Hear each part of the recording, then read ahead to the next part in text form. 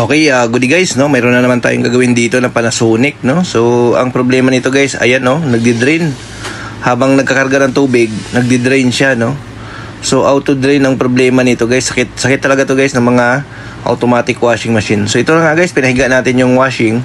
So, binaklas natin dito yung pinaka-drain motor kasi nga, tanggalin natin yung drain valve, no? Para makita natin, baka merong kumalang or baka sira na yung spring or yung rubber, no? So, ito guys, tinatanggal natin yung pinaka drain motor, no, para hindi tayo mahirapan pagbaklas ng drain valve. Kailangan talaga siya guys tanggalin.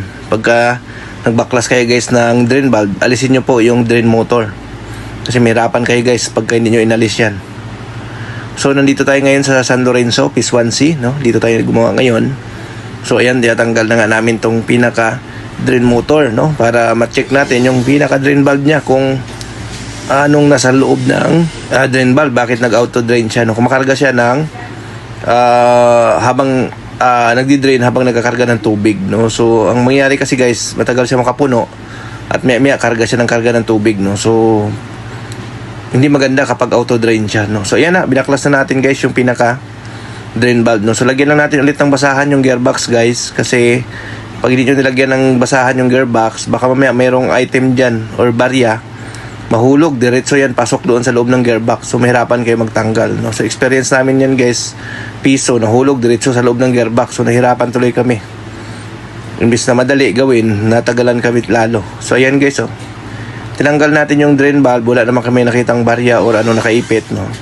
So kinakapa-kapa lang natin, nilinis natin yung pinapasukan ng pinaka valve, no? Baka kasi mayroong mga dumi, no, kaya hindi siya naglalak, no. So okay, wala naman kami nakita guys, no, kaya kinakapa-kapa natin para ma-check kung mayroon siyang nakakalang, no. So yun, wala naman, no. So dito tayo guys, oh, tinanggal namin to, inatak na natin yung spring para lumakas ulit. Okay naman yung rubber niya guys, medyo madumi lang, so nilinis natin. Tapos yung spring guys, sinatak lang natin para lumakas ulit, no. So hatakin nyo lang yan yung spring para lumakas siya ulit, tapos ibalik nyo na siya, no.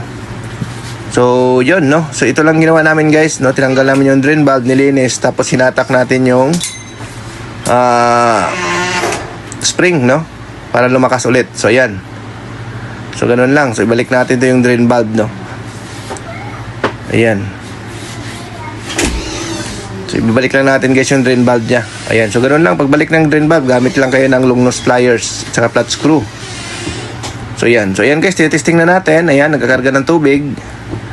So tingnan natin. Ayan, okay na siya. Kakarga siya ng tubig. Tapos tingnan natin dito. So ayan, wala na siyang tulo kahit konti, no. So ang nag-i-issue niya guys, madumi yung drain valve. Tapos hinatak lang natin yung spring para lumakas. Okay, thank you, bye bye.